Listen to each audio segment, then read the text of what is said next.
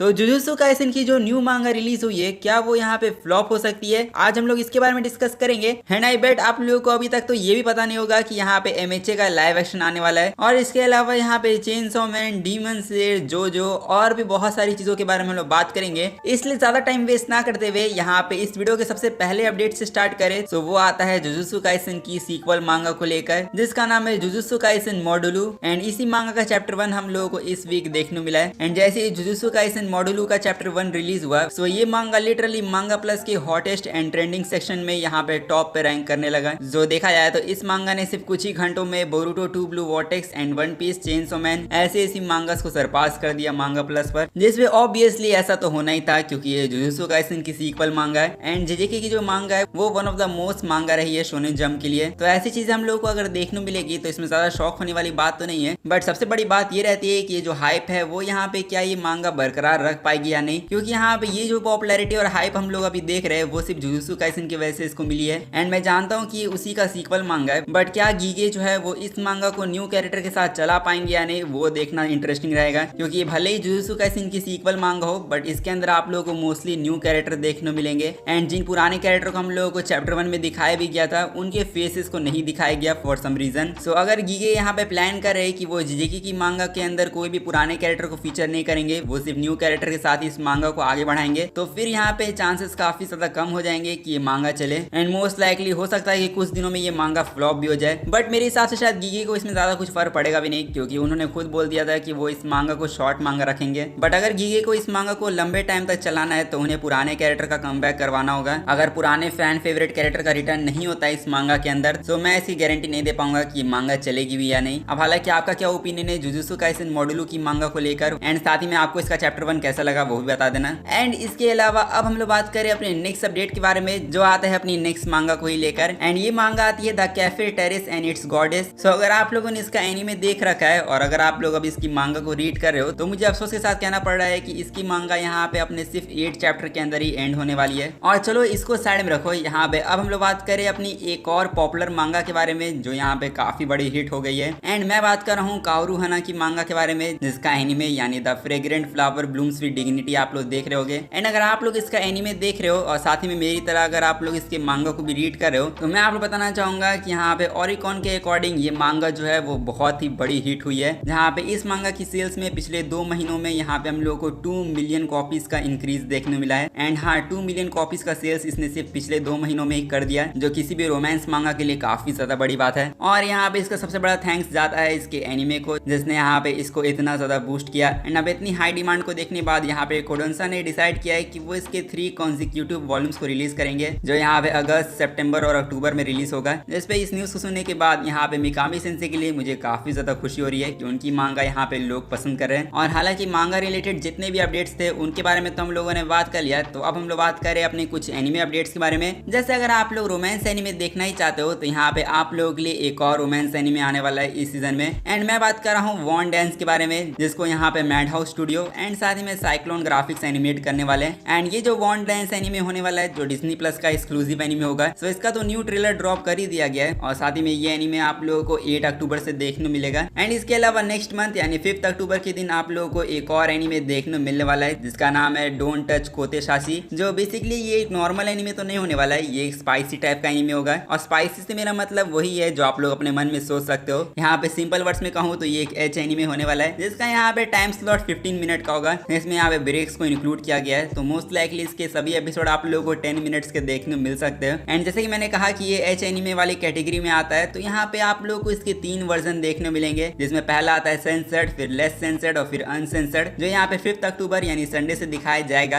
And मैं जानता हूँ कि आप लोग इन तीनों वर्जन में से आप लोग कौन से वर्जन को देखोगे। ऑब्वियसली यहाँ पे अनसेंसर्ड देखोगे। एंड अनसेंसर्ड वर्जन आप लोगों को कोई भी पायरेटेड साइट के ऊपर मिल जाएगा, जिस पर आप लोग इसको आराम से एंजॉय कर पाओगे। आई मीन आप लोग आराम से घूमिंग कर पाओगे। और इसी के साथ देखा जाए तो ये तो हो गए हमारे कुछ रैंडम एनिमे अपडेट्स, बट यहाँ पे अब हम लोग बात करें अपनी कुछ बड़ी न्यूज के बारे में। जैसे यहाँ पे रीजीरो के जितने फैंस है वो सब यहाँ पे तैयार हो जाओ, बिकॉज रीजीरो का जो सीजन 4 आने वाला है उसकी न्यू इन्फॉर्मेशन को यहाँ पे 16 नवंबर के दिन रिवील किया जाने वाला है। एंड इसके साथ ही मैं नेक्स्ट अपडेट के ऊपर बढ़े, जो आता है अपने नेटफ्लिक्स को लेकर। एंड यहाँ पे नेटफ्लिक्स की तरफ से आज हम लोगों को दो बड़ी न्यूज सुनने को मिली है, जिसमें सबसे पहले बड़ी न्यूज आती है यहाँ पे एक लाइव एक्शन को लेकर। एंड यहाँ पे हम सभी लोग जानते हैं कि नेटफ्लिक्स को यहाँ पे एनिमे का लाइव एक्शन कितना ज्यादा पसंद है। और इसीलिए वो लोग यहाँ पे बैक टू बैक एनिमे के लाइव एक्शन बनाते ही जा रहे हैं। पहले one piece, solo leveling and अब यहाँ पे नंबर आ चुका है माई हीरो अकेडेमिया का, जहाँ पे माई हीरो अकेडेमिया के जितने फैंस है वो लोग अब यहाँ पे इसके लाइव एक्शन को देखने के लिए भी तैयार हो जाओ, क्योंकि नेटफ्लिक्स ने यहाँ पे कंफर्म कर दिया है कि वो एमएचए का लाइव एक्शन लाने वाले हैं। जहाँ पे एमएचए के लाइव एक्शन की स्क्रिप्ट को वही इंसान लिखने वाले हैं जिन्होंने यहाँ पे वंडर वुमेन की मूवी की भी स्क्रिप्ट को लिखा है, जिसपे देखा जाए तो अब इसी चीज की कमी थी जो नेटफ्लिक्स ने यहाँ पे पूरा कर दिया है। एंड सच कहूँ तो मैं तो अभी भी यही सोच रहा हूँ कि क्या सच में हमें एमएचए की लाइव एक्शन की जरूरत है भी या नहीं। अब हालांकि एमएचए का लाइव एक्शन आने वाला है, जिसको आप लोग देखोगे या नहीं वो आप लोग कमेंट में जाके बता सकते हो। और इसी के साथ नेटफ्लिक्स के एक और अपडेट के बारे में बात करें जो आता है उनकी एक एनिमे को लेकर, एंड मैं बात कर रहा हूँ स्टील बॉल रन के बारे में, जिसको सुनने के बाद आप लोग ज्यादा शौक मत होना। यहाँ पे हम लोगों को लीक्स मिल चुकी है कि जोजोस बिज़ार एडवेंचर का जो स्टील बॉल रन एनिमे आने वाला है वो यहाँ पे नेटफ्लिक्स एक्सक्लूसिव एनिमे होने वाला है वर्ल्ड वाइड के लिए, जहाँ पे स्टोन ओशन वाला एनिमे भी इनका ही एक्सक्लूसिव था। सो ऑब्वियस सी बात है कि स्टील बॉल रन भी इनका ही एक्सक्लूसिव होने वाला था। एंड यहाँ पे नेटफ्लिक्स अपने कभी भी एक्सक्लूसिव एनिमे को तो छोड़ेगा नहीं, इसलिए हाँ स्टील बॉल रन का भी एनिमे आप लोगों को नेटफ्लिक्स के ऊपर ही देखने मिलेगा। बाकी इसके एपिसोड को अब नेटफ्लिक्स वाले वीकली रिलीज करेंगे या फिर बैच में रिलीज करेंगे वो तो अब जब ये रिलीज होगा तभी पता चलेगा, बट होप करते हैं कि इसको वीकली रिलीज किया जाए क्योंकि फैंस इसी चीज की डिमांड करें। और इसी के साथ नेटफ्लिक्स के अपडेट्स के बारे में भी हम लोगों ने बात कर लिया है। तब हम लोग बात करें अपने नेक्स्ट अपडेट के बारे में जो आता है अपनी डीमन स्लेयर को लेकर। एंड हमेशा ही तरह आज हम लोग फिर से डीमन स्लेयर के रिकॉर्ड्स के बारे में बात करेंगे, क्योंकि डीमन स्लेयर सिर्फ इंडिया में ही नहीं पूरी दुनिया में रिकॉर्ड ब्रेक करते ही जा रहे हैं। और सबसे पहले बात करें जापान के बारे में कि जापान में इसने कौन सा रिकॉर्ड ब्रेक कर दिया। सो जापान में डीमन स्लेयर इन्फिनिटी कैसल की जो मूवी है वो यहाँ पे second highest grossing anime movie बन चुकी है, जहाँ पे नंबर 1 पर मुगेन ट्रेन की मूवी है, एंड नंबर 2 पर आ चुकी है infinity castle movie, and number 3 पर है स्पिरिटेड अवे की मूवी।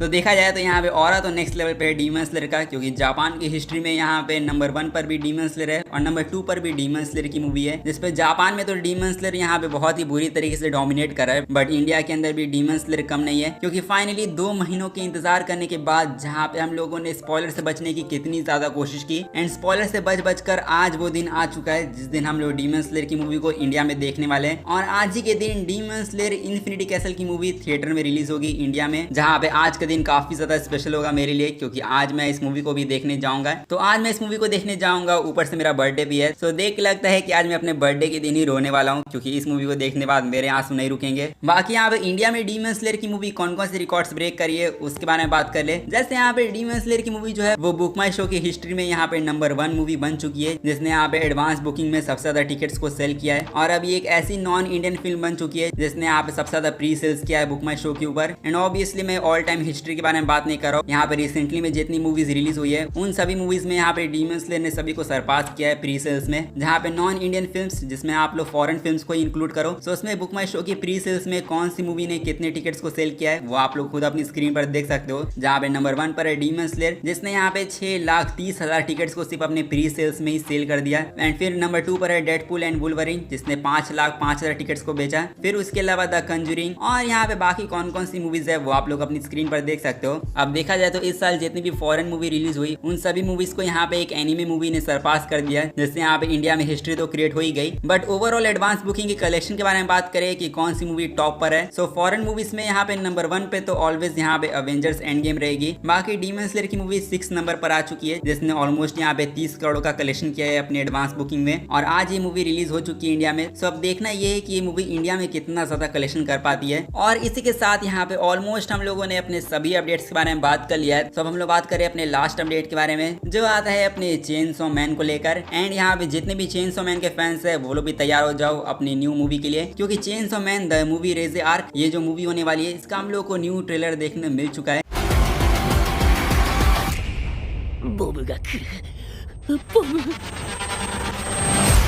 जहाँ पे स्टूडियो मापा भी अपने एक कमाल की मूवी के साथ कमबैक करने वाले हैं, जो यहाँ पे 19 सितंबर यानी इसी महीने रिलीज होगी थिएटर में, जहाँ पे सिर्फ जापान की रिलीज डेट है। अगर यूएस वगैरह के बारे में बात करें तो ये मूवी 24 अक्टूबर में रिलीज होगी। और जहाँ तक इंडिया के बारे में बात करें तो इंडियन फैंस के लिए एक अच्छी न्यूज है, क्योंकि इंडिया वो कंट्री होने वाली है जहाँ पे चेनसॉ मैन की मूवी को सबसे पहले रिलीज किया जाएगा, जहाँ पे 26 सितंबर के दिन ये मूवी इंडिया में रिलीज होगी। जहाँ पे देखा जाए तो जितनी भी बड़ी बड़ी कंट्रीज है उन सभी से पहले हम लोग को ये मूवी देखने मिलेगी, जो इससे ज्यादा ह्यूज विन क्या हो सकता है एनिमे फैंस के लिए। एंड यहाँ पे चेनसो मैन की जो मूवी होने वाली है जो इंडिया में 26 सितंबर के दिन रिलीज होगी, सो वो आप लोगों को 2 लैंग्वेजेस में देखने मिलेगी। इसमें पहला आता है जापानीज एंड दूसरा आता है हिंदी। एंड मैं जानता हूँ कि इंग्लिश डब इंडिया में रिलीज नहीं होगा क्योंकि ये मूवी बहुत पहले रिलीज हो रही है। सो हो सकता है कि इसी रीजन की वजह से इंग्लिश डब रिलीज ना किया जा रहा हो। बट एनीवेज मैं सब टाइटल में देखता हूँ तो मुझे कुछ खास फर्क पड़ता नहीं है। अब हालांकि मूवी को 3 फॉर्मेट में रिलीज किया जाएगा इंडिया में, जहाँ पे ये मूवी आप लोगों को 2D, IMAX और 4DX ये तीनों स्क्रीन में आप लोग को ये मूवी देखने मिलेगी। और हालांकि अगर आप लोग टेंशन में हो कि आपके यहाँ ये मूवी रिलीज हो गया है नहीं, तो देखो वो तो आने वाले टाइम में पता चलेगा। बट जिस चीज की मुझे सबसे ज्यादा टेंशन है वो आता है सेंसरशिप को लेकर, क्योंकि यहाँ पे मैं बिल्कुल भी नहीं चाहता हूँ कि इस मूवी को यहाँ पे सेंसर किया जाए। और इसीलिए मैं तो सोनी पिक्चर्स को ये कहना चाहता हूँ कि वो इस मूवी को A रेटेड कर दे, क्योंकि मैं चाहता हूँ कि इस मूवी को सिर्फ एडल्ट देखने जाए। एंड मैं तो यही सजेस्ट करूंगा कि बच्चे इस मूवी से दूर ही रहे, क्योंकि बच्चों के लिए मूवी नहीं बनी है। जिसपे अब जो भी होगा वो तो आने वाले टाइम में ही पता चलेगा। बाकी यहाँ पे हम लोग को अभी उड़ती उड़ती खबर ये भी सुनने को मिल रही है कि जो चेनसो मैन की रेजी मूवी होने वाली है, सो उसके अंदर हम लोग को चेनसो मैन के सीजन 2 के पोस्ट क्रेडिट सीन को दिखाया जाएगा, जहाँ पे इसका मतलब ये है कि इस मूवी के अंदर ही यहाँ पे चेनसो मैन के सीजन 2 को कंफर्म कर दिया जाएगा। बिकॉज यहाँ पे चेनसो मैन के सीजन 2 की जो लीक्स है वो ऑलरेडी आ चुकी है। सो हो सकता है कि जो रूमर हो तो हो सकता है कि ऐसा हो भी जाए। एंड ऐसा आप लोग को अब देखने को मिलेगा या नहीं वो तो आप लोग मूवी देखने जाओगे तो आप लोग पता चल ही जाएगा। एंड इसके अलावा यहाँ पे आज के जितने भी अपडेट्स थे वो तो बस यही तक थे। तो अब आप लोग का बस एक काम करना है, इस वीडियो को जाके लाइक कर दो, चैनल को सब्सक्राइब नहीं किया तो सब्सक्राइब भी कर देना। बाकी मैं चला अपने बर्थडे को सेलिब्रेट करने के लिए, और आप लोग जाओ और किमेत्सु नो याइबा की मूवी देखो।